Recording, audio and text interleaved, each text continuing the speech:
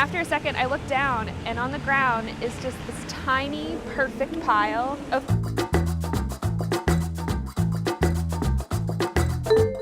Everyone has a story to tell. You just have to go and ask them. So I've come into London today asking people to tell me a story. We're asking if anybody wants to just tell us a story. My name's Paula. My name's Chloe. Hi, my name is Carrie. About 20 odd years ago, super glue was just coming into fashion. A group of guys who I used to know who went out for a night out. When I was 15, I went on a class trip to Italy with my school. And one of the guys collapsed on the sofa and said he'd fallen over on the way back and fallen in this ditch.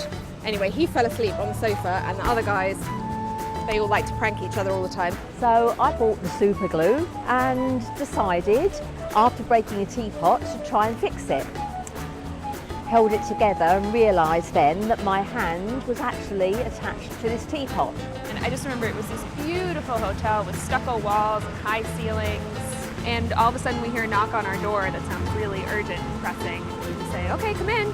So they thought it would be fun to go and get the thing of hair removal cream that they had in the cupboard upstairs. And one of them got that, and they drew some like circles and patterns and things on the guy's hair.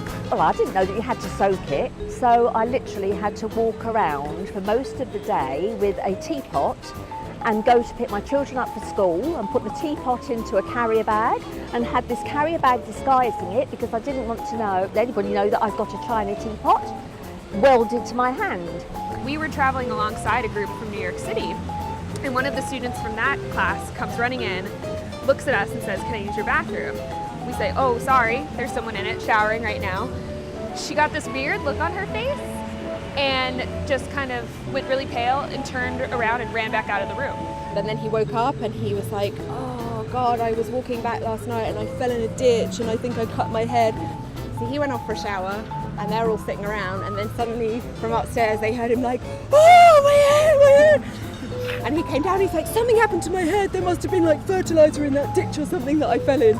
So it was then a case of having to phone around to friends, how do you get this super glue off after about 4 hours? And after a second, I looked down, and on the ground is just this tiny, perfect pile of poop. And I'm staring at it like, this can't be real. And he's like, "I'm gonna have to go to the doctors and see what's happened." They're like, "No, you don't need to go to the doctors, it'll be fine." He's like, "Yeah, I do, look at my head." And he has like all these little bald patches and stuff.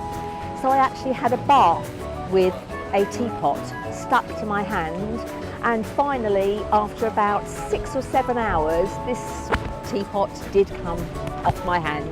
The doctors were like, "Oh, this is really strange," and they took some tests and samples and took some pictures of his head.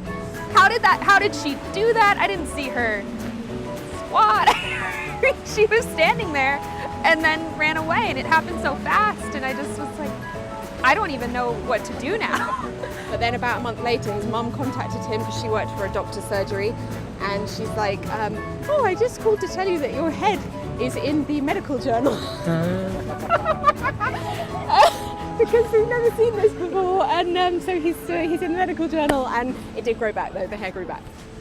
Yeah. That is brilliant. Oh, I do hope he never sees that. I don't really know him anymore.